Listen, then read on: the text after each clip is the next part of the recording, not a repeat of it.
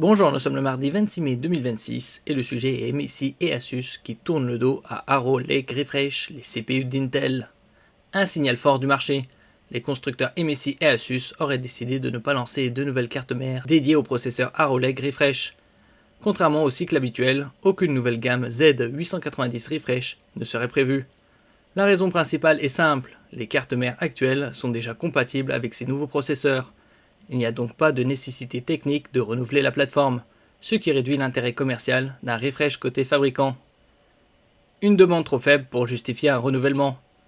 Un autre facteur clé est la faible adoption des processeurs Arrow Lake. Les ventes jugées insuffisantes ne justifient pas l'investissement nécessaire pour développer et commercialiser de nouvelles cartes mères. Dans ce contexte, les fabricants préfèrent optimiser leur gamme existante plutôt que de multiplier les références, ce qui permet de limiter les coûts dans un marché PC déjà sous pression. Après, trop de références tue les références, il faut limiter à l'essentiel. N'oubliez pas de vous abonner pour plus de news sur le monde de la high-tech ainsi que les bons plans, également sur mon Twitter et en description sous toutes mes vidéos. Vous pouvez les retrouver dans mes playlists et voir mes articles comme ici sur mon blog, tous les liens seront en description. N'oubliez pas de mettre un j'aime, un commentaire, de partager et de cliquer sur les liens en dessous de mes vidéos pour soutenir la chaîne. Le problème central, la mémoire DDR5. Le point le plus critique reste la mémoire. L'architecture Arrow Lake impose l'utilisation exclusive de la DDR5, contrairement aux générations précédentes qui permettaient encore la DDR4. On avait vu ça précédemment.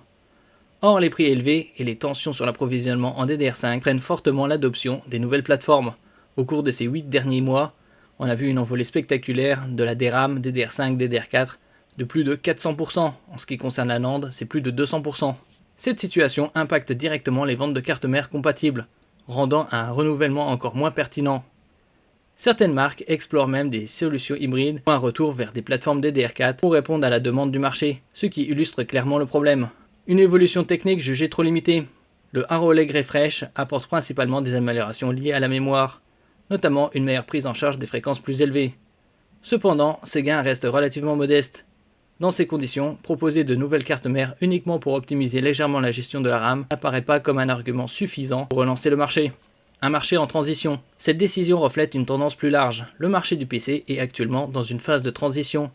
Entre la hausse des coûts, la montée en puissance de l'intelligence artificielle et les cycles de renouvellement plus longs, les fabricants adaptent leur stratégie.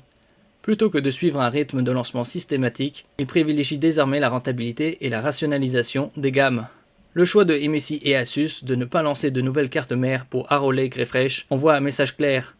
La demande n'est pas au rendez-vous et les contraintes liées à la DDR5 pèsent lourdement sur le marché. Cette situation confirme que, malgré les avancées technologiques, l'adoption des nouvelles plateformes dépend toujours fortement des coûts, de l'équilibre global de l'écosystème hardware. Merci pour votre écoute et à la prochaine.